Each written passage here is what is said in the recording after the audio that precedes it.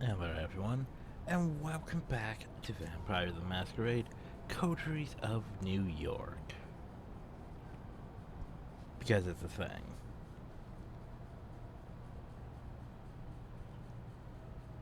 Still not entirely sure exactly how many nights we have left. But it feels like things are advancing, yet I don't have enough time to, do everything. And that's definitely bothering me. Definitely bothering me because it's like I feel like I should be completing things, but at the same time it's like, well, story's advancing. Am I going to be able to get things done before the end? Who knows? But anyway, knock knock. You'd ask who's there, but you don't know if the sheriff of New York City would play along.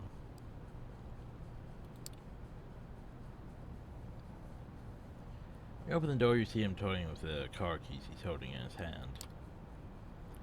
Ready to go, fledgling? Oh, now we're fledgling. We're no longer neonate.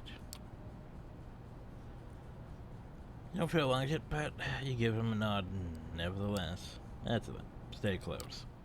He leads you down to the vehicle spot nearby. Once again, he takes the wheel, literally and figuratively. Everything inside is just the way you remember it, down to the rear view mirror reflecting the intense stare of your guide. Well, his is actually less. His almost seems a bit less threatening than Agathon's. However, the trip itself feels notably different. Last time Crowder, whatever his name, drove you around, he was forcibly dragging you away from your old life. This time, he's pulling you back into it. I wonder if this is the same for, all the people. Like the Torador and the Bruja, for the Bruja would be his ex-girlfriend. This time it's her boss. I didn't really try the Torador because Torador. I don't really like Toradors. I mentioned that before.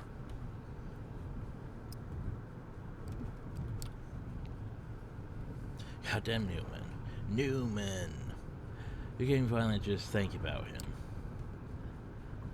Let me tell you how it's going to go. As I said, I've arranged a meeting between you and your kin. It's going to take place somewhere you should know very well. I'll watch over you too for safe distance to make sure you adhere to the rules. You should know those very well iterate, just so you can't ever say I didn't warn you. Don't do anything that would violate the masquerade. Don't establish some secret routes of contact. I will know. Do treat it as the last time you two will meet. Take the chance to wrap things up.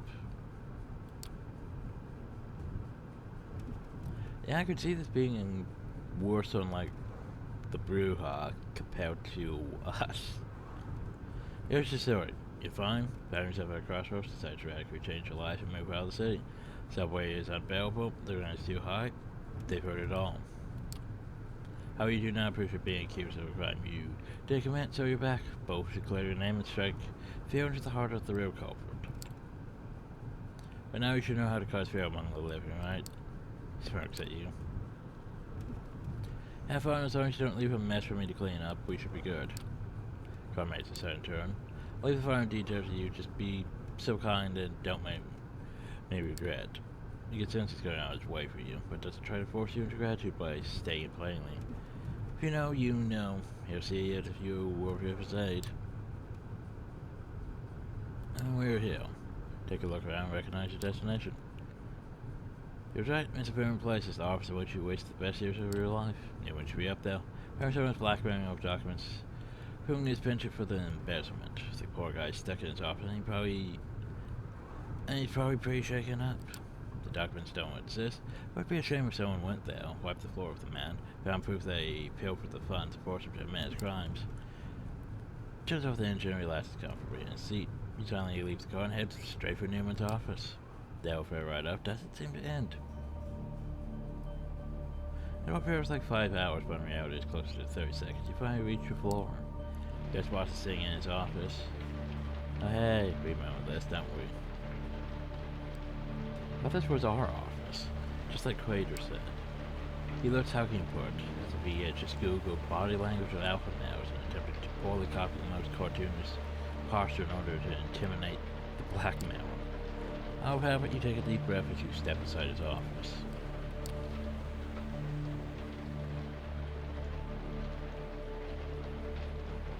Tiffy. He immediately laughs as this is Tiffy. As I say, is a slight grin appears beneath them. We get to ask for a vacation, people will worry, you know, not to mention overwork to hell and back. Then overwork some more. Someone had to take over your responsibilities. Guess what? Just as we start digging into your work zone, unexpected financial irregularities start popping up. We need to work on a common story to explain those, you see. You keep quiet and just down before he still thinks he's the predator in the room. I see how long it takes for him to realize it's a mistake, even senses that you're different somehow. Just step back but fails to withstand your glare. You have to wonder what's going on and quickly arrives at a conclusion. Wait a second.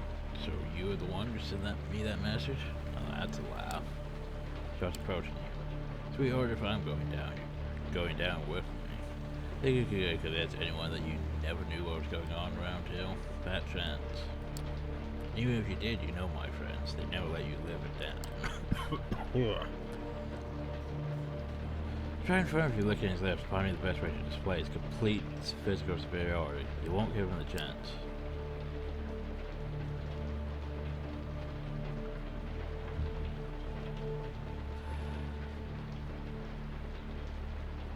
I mean, the first two options are tempting as shit. Like, honestly, they are tempting as shit, but problem though is I'm pretty sure Crater's gonna be like, what part don't do that do you not understand? So we're just presents. But when blinks the same from him, jumps across after he blinks to it, hands over on his throat. I didn't mean to do that. He freezes up. Well, at least we didn't punch him. At least we didn't throw him out. Both, all of those seem pretty aggressive. What did you get in his face? Slowly brandish it.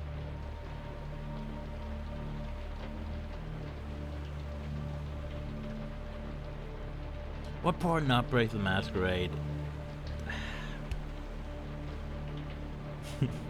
What part of not break the masquerade did we not adhere to?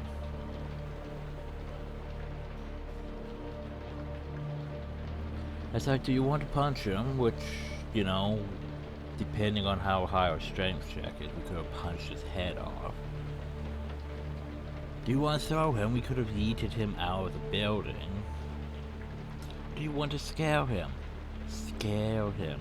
I didn't think we were going to break the masquerade by showing off our fangs. Anyway, watch his chin in his face and slowly brandish your long fangs.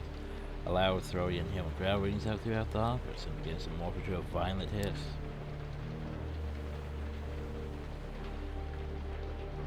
For a moment, your boss can't identify the source of the overwhelming sound or whatever his brain refuses to accept that you're a relatively small body capable of generating noise like this. He doesn't understand and process that natural side of the fangs. He is gradually overpowered by animals who feel that shadows his entire world feel. You're supposed to be a victim. Why are you a threat? Why did reality break? So he tightened a grip on his neck. Not hard enough to trigger a fight response, but enough to strike deeper fear into his heart. No. Your compulsory demand squealed softly as a single tear will make his way down the stubble of his cheek. Fuck.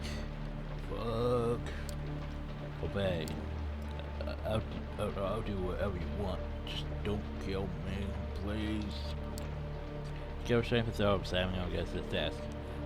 Now, I said don't throw him. Why are you undermining my decisions, gang? Oh, it's a bunch of more fuck. A born boardroom operator is better in the place he least expected it. You slowly start walking toward him. Stop. I'll do it. I'll fucking do it. Check your hands, his grandma's sort of safe under his shelf. He opens it and takes out some documents inside. This is what you want, right? This is what you want. If the player has to browse them, these should be enough to, as Crater would for it, prove his penchant for embezzlement. Clear your fucking name. Tell them somebody else. Trisha Hill. Into his hand, he screams. I did. I'll tell them I did it.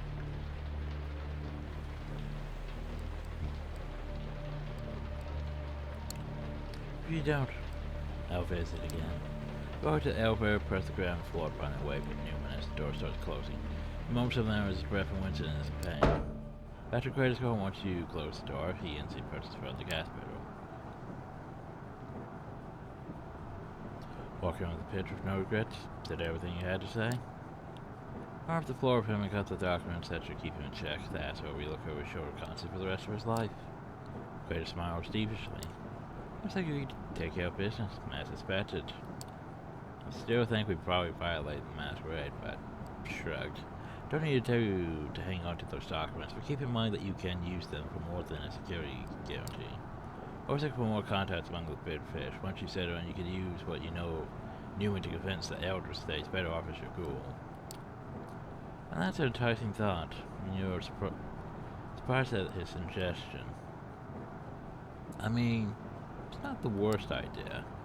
Car speeds up to cross the intersection before the light turns red. You give Crater a good hard look.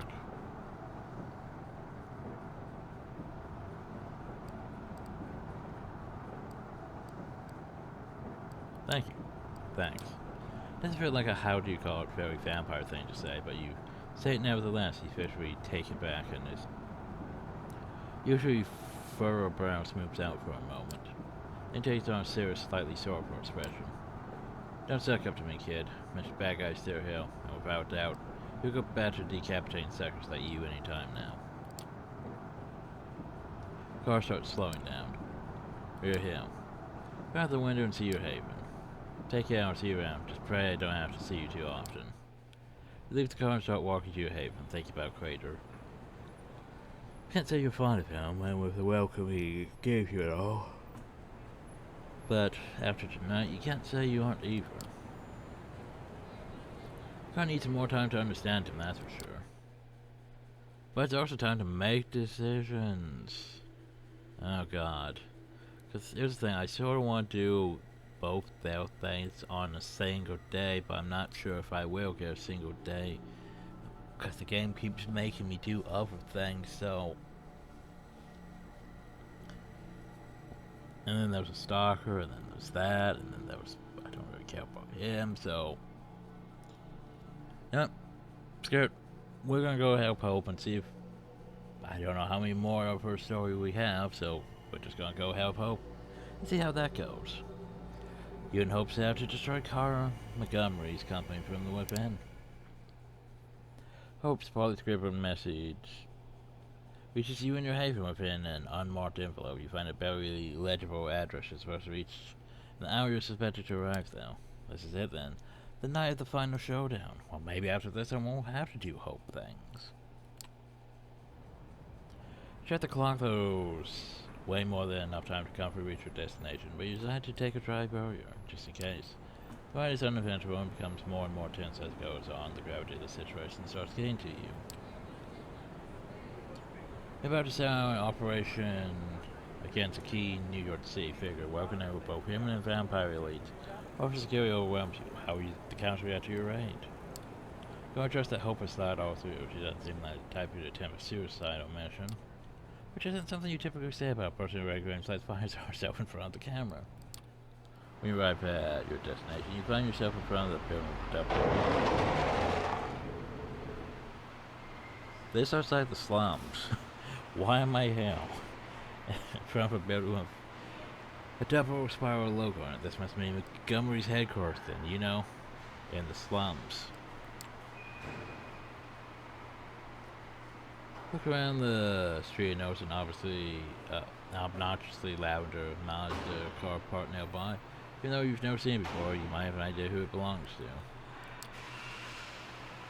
Park your own car a distance from the double spiral building and approach the Mazda. Familiar figures behind the wheel holding a smartphone in their hand.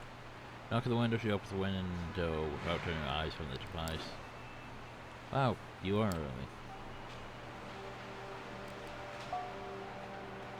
Don't you be I found you right in front of the building. Don't care much for being inconspicuous.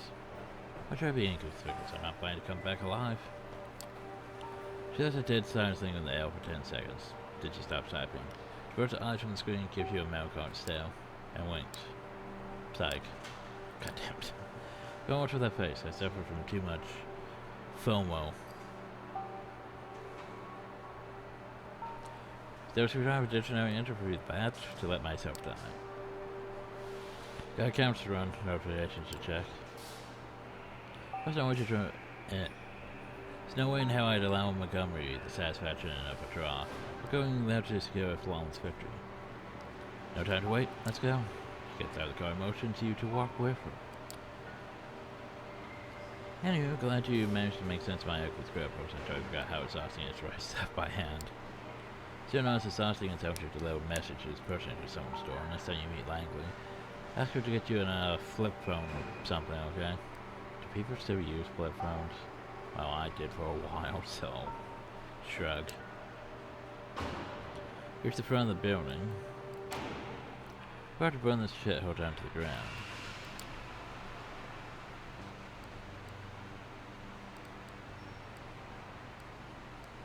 You know, just what's the plan? Hope everyone wanted to let me in on your plan this time.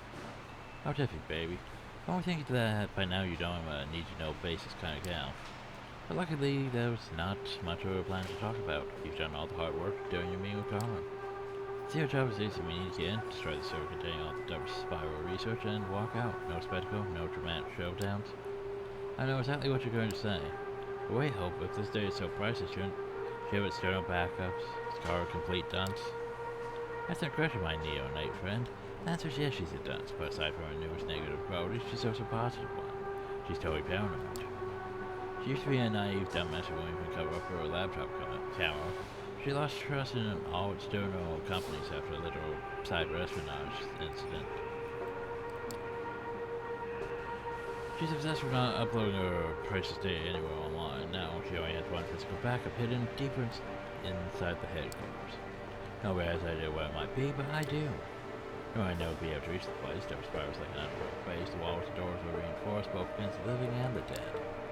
But the answer is far simple. We only need Carl to lend us our voice so that we can override all the security measures to get to the heart of the facility. Here's a... What do you say, Carl? Will you help? You go out for old time's sake? We'll quickly write something down from the first one. It's a new perfect imitation, Carl. Montgomery's voice escapes from her speaker. You know it. Let's bust this bitch open. Well, the sound doors are crowded, but the voice sounds when the time's paid off. Whoever should pay for that tech is worth it. I won't be afraid of consequences from the camera, don't be. I'm assuming full responsibility and my ass is covered. It's a favor to collect into an offer. Those covers the goddamn snake and everyone knows it. Your important play with Mr. Influence, they were only towering her in case she hit big with her tech. It's about cash in abundance, life's a bitch, and then you die. Some parts sound a bit too robotic. Isn't there a pattern now? Perhaps you won't ever get the chance to succeed. So without further ado, shall we? So it's marching towards the revolving door and you close your eyes, make an effort to sharpen your senses and follow the metal cave into the lobby of the double spiral building. There's a social security guard at the entrance. He raises his voice about your business. I stop struck by Hope's commanding voice. No need, words fetched. The man looks lost and disoriented for a moment, then the gears in his head slowly begin to turn. He nods his head silently, opening a gate leading to the elevators. Because remember, Malkavians have dementation, which is basically a crazier version of dominate. Thing is, we don't actually use dominate that much. We use a lot more presence instead of dominate. Hope heads into one of them and use. Oh, so I haven't even seen my blood start me or pop up as much as. Like, we haven't really fed that much in a while, but yeah, we haven't really had our blood being like, hey, you should probably feed. Compared to like the last time where we murdered someone because the game wouldn't let me. That's still gonna bother me, you know. I'll press into one of them when you follow. Press the button, the car, elevator car, I guess, yeah. Starts heading into the lowest floor. Eventually the door opens. Over to Carl Montgomery's daily dungeons. You think there'd be more security? Like, why isn't there more security?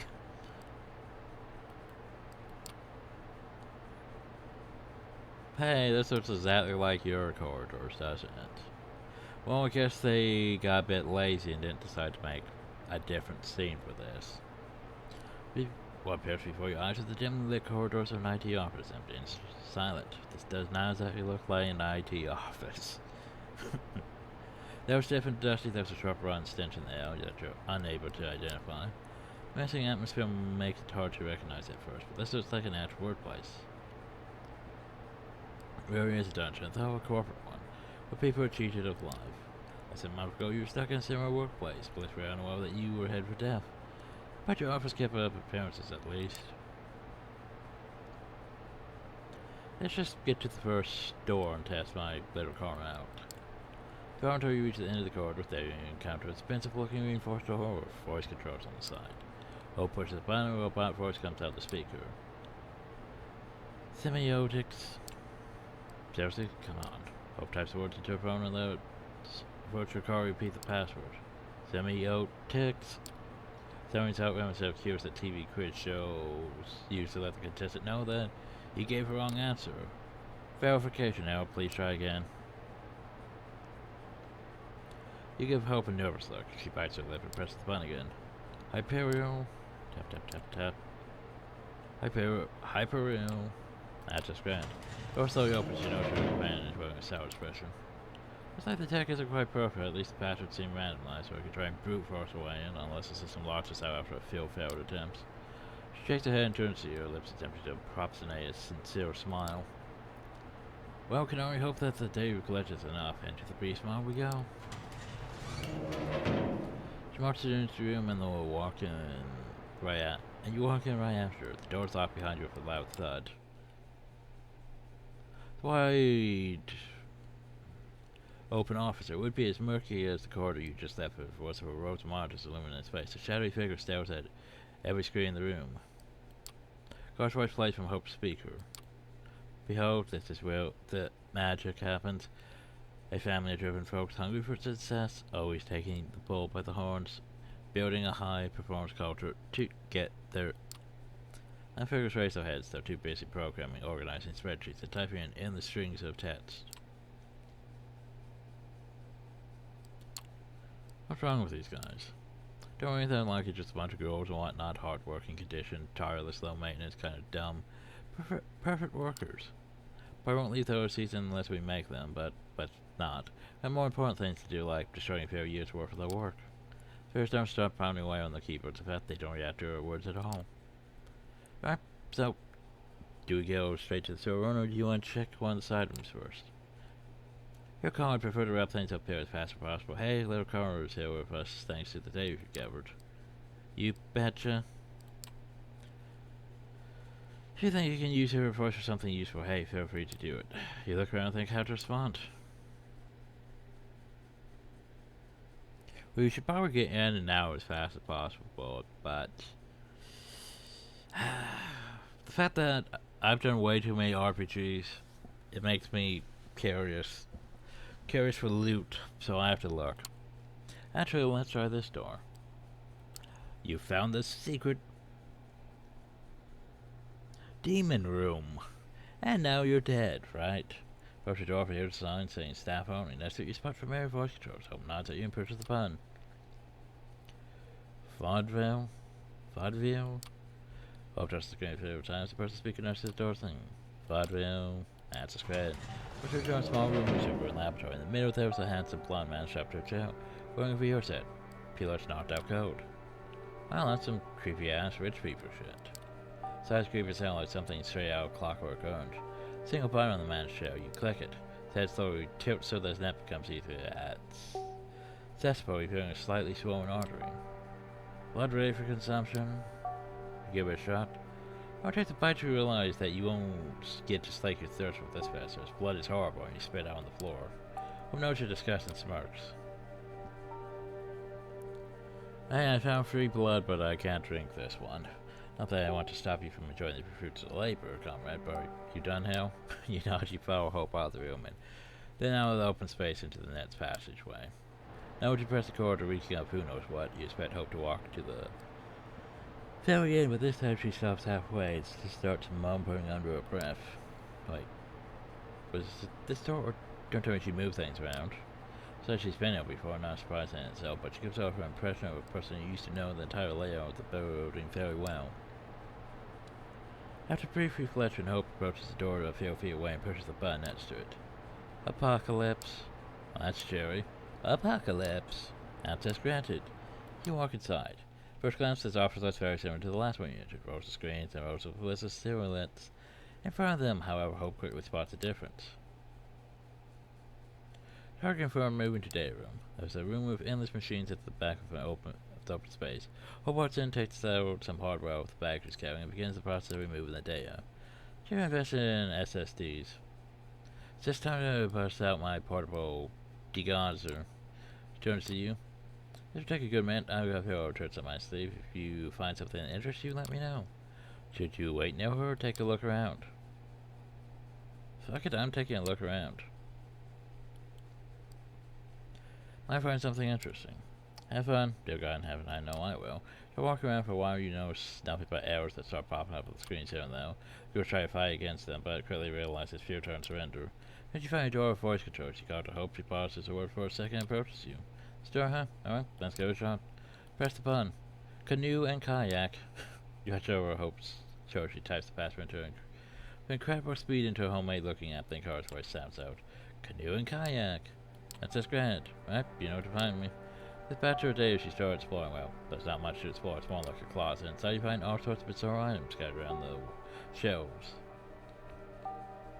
Some old newspapers, a Windows 95 for Dummies book, a 4 gigabyte MP3 player, a hookah, biography of Amy Winehouse. Okay.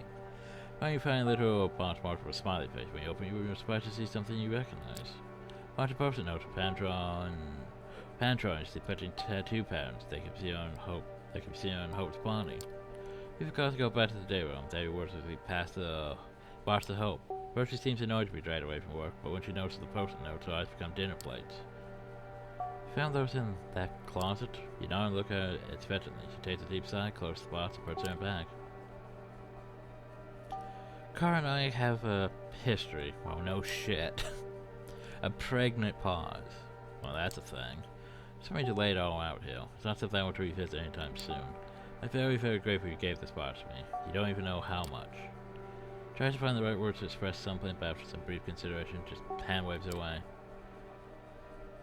Alright, we're bond. Reminiscence to get high in overtime. Now we've got a job to finish. See, and this is why we look around.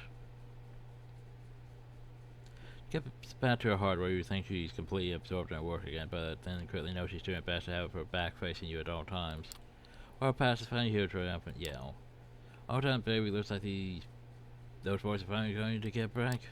Notice that the constant silent rhythm of mechanical keyboards has stopped. Workers are all idling, slumped over their desks, completely resigned to the fact that the Ryzen DTL has disappeared. Hope hurriedly collects her hardware and motions you to follow her after her. Right, we're almost done. Now we just need to take care of the backups. Don't get the hell away from hell. Take our last glance at the golden power steps. You know, corridor hardly discernible from the previous ones. It's a giant underground complex. How much money has Montgomery spent on it? Hope looks around, frowning, mumbling something indecipherable. Eventually she points in front of her. Now, this is where she must keep the backups. Starting matter to unlock any of them up in the building. Right next to the tower is the voice-based security system you know very well. Please, just no last-second surprises. Yes, it is, but eventually she presses the button. Eternal return. Oh God. Hope to if we types down the term on our phone. Eternal return. That's just tonight. Please try again. Hope it's not breath. This time you press the button. Double spiral. Tap tap tap. Double spiral. Or you feel like the time is frozen. For whatever reason, it takes longer than usual for the speaker to deliver the verdict. How's that granted? Well, that's a sound effect. sound like a whale farting or something. What a relief, the mayor doors grind louder as they invite you in. This time you walk in first and hope follows. Wait a minute, you recognize this place? You can't be here, but there's no two ways about it. This is Hope's Haven. Same bed, same decorations, same ambience. It's a whole lot more dusty, but... Backups are in the back, I'll just get them. She seems a little sheepish as she approaches the door, inspired to buy some pets her own. Harder to take care of than you take in your surroundings. Ah, so it's like that, huh? I understand everything now. Besides, I don't think I continues to figure it out now. Goes at you if you're about to add something that bites her tongue.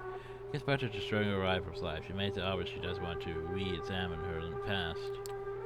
You rest against the bed, quietly watching Hope's technological wizardry and wondering about her past relationship with Carl for who knows how long. I'm just trying... If it's I'm trying to figure out now if it's just a perfect copy of it, or if it's like they're both connected to the same place.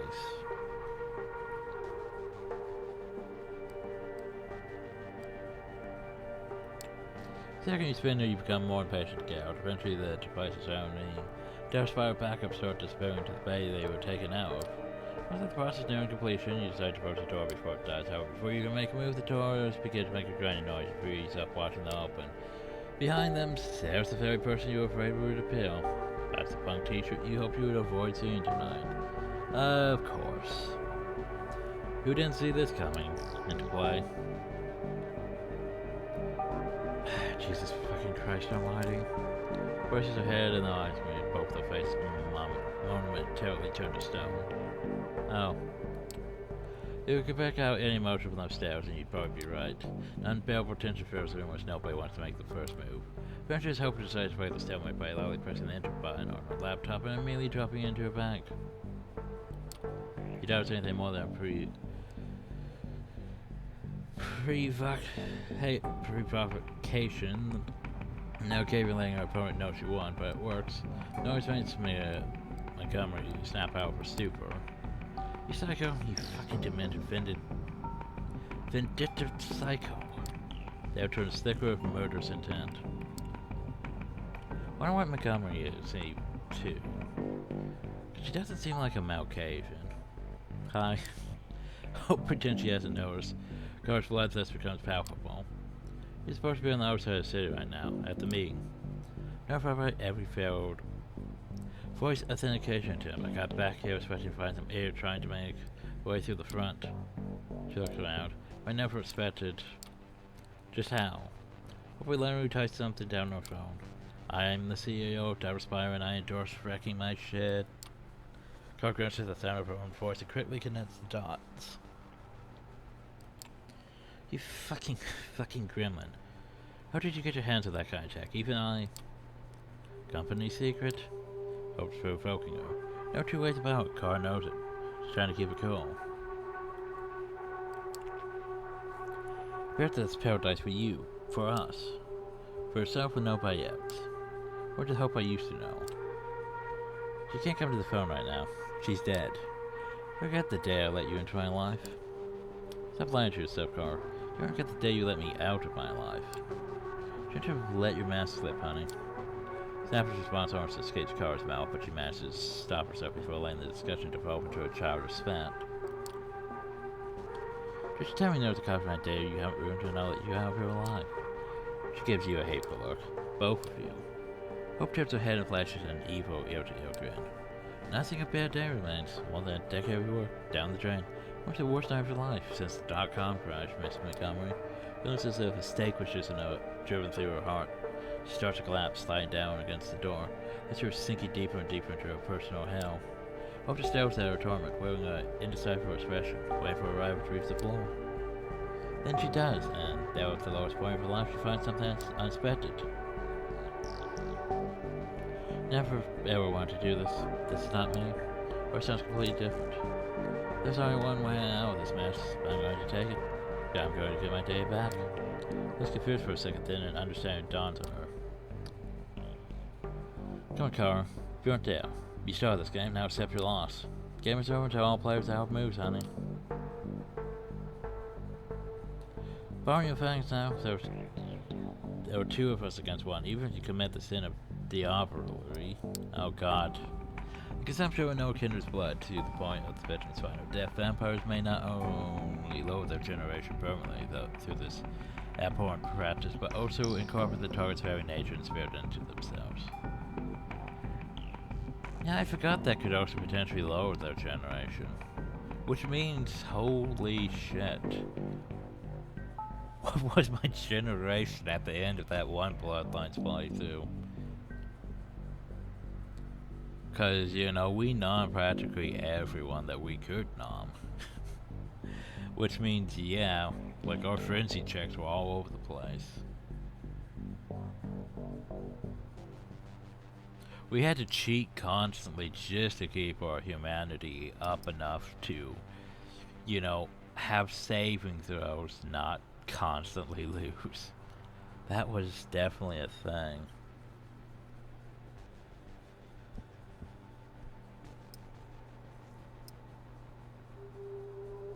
But yeah. Camarillo frowns on diablerie. It's just a bot thing usually. Basically, you nom a higher vampire to gain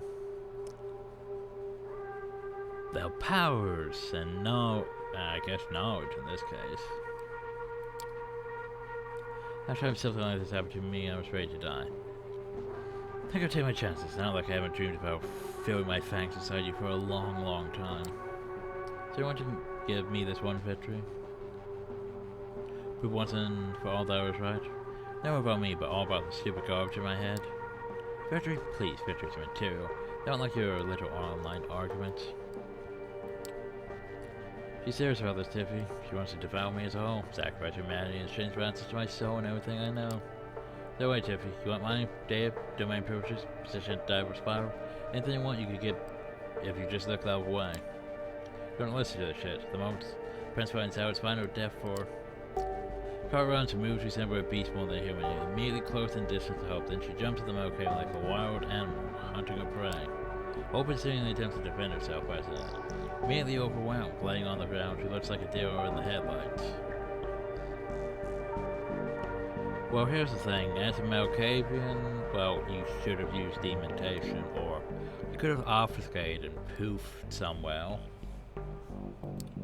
Going around looks like a bear rage tomorrow's victim. If you want to react, you need to do it now.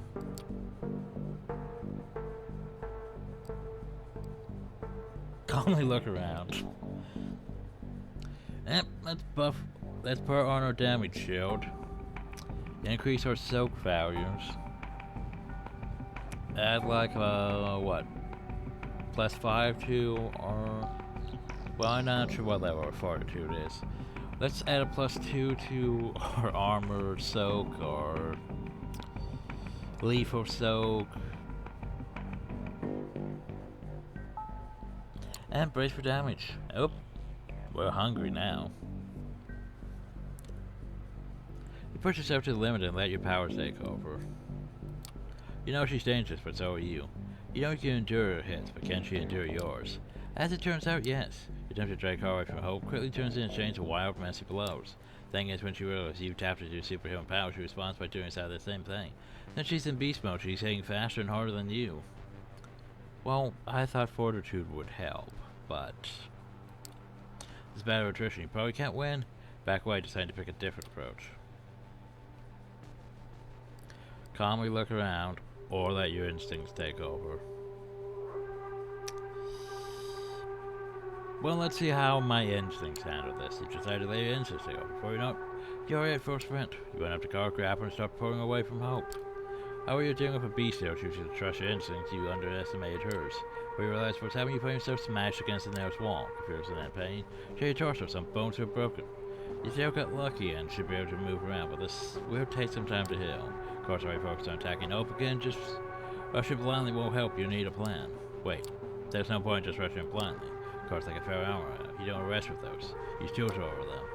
Look at Hope's bag. Could any of those devices help? No, wait, hell. Throwing Carter. Look at the bed, the pillows, the canopy. The hooks hanging from the ceiling. Bingo. Grab on the hooks and yank the chains long enough for your idea to work. The car is about to maul Hope like a wild animal. Stab her with all your strength. The hook it deep underneath her skin. Car yells, but there's more surprise than pain in her voice. Quickly wrap the chain around her a few times, and you step back and start pulling with all your strength. Car's taken by surprise. Do not understand what's going on. She loses her balance and gives the victim a chance to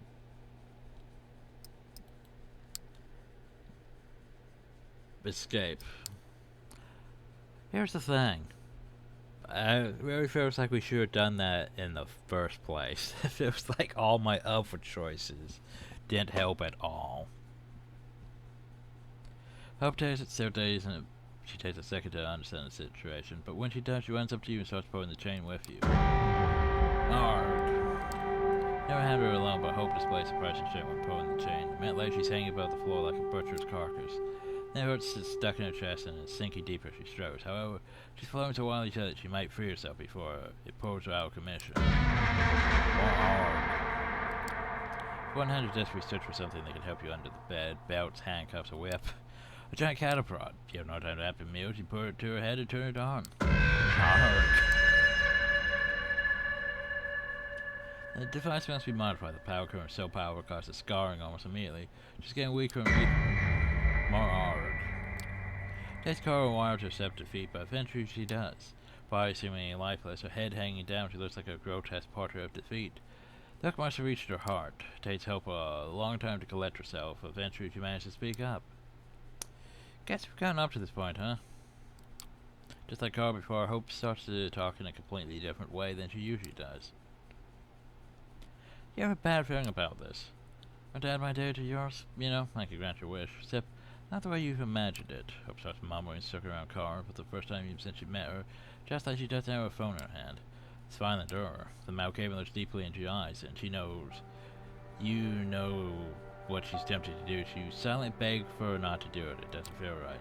She makes her decision. She smiles beautifully, and it feels purposely fake. You've been witness. I haven't harmed her. You left her here with me, and you have no idea what happened next. Horse is still changed from what you're used to. She's not having fun. She's driven by mouse. Save security, so you're free to leave now. Call me whenever you need me. I'm a part of the coterie now, so I repay my debts or whatever. Give her a suspicious glare. It doesn't faze her, though. She's got some unfinished business now. During the car's listed body, puppet is dangling silently by a single thread. Smart of you to leave. Don't make it clear she's not willing to discuss anything. Your relationship is strictly professional. Your side shrug your shoulders. Head out the way you came from. Oh god, she's gonna numb her. Camera doesn't smile upon numbing each other. Like the New York welcome you above ground. See you soon, Hope. Hope you don't get into trouble. Try to tell with a new addition to your coterie, but Car's face appears before your eyes over and over, making your victory bittersweet. Also note didn't we break one of those traditions? We also used a lot more blood than we should have. And that's probably gonna bite me in the ass. As it usually does.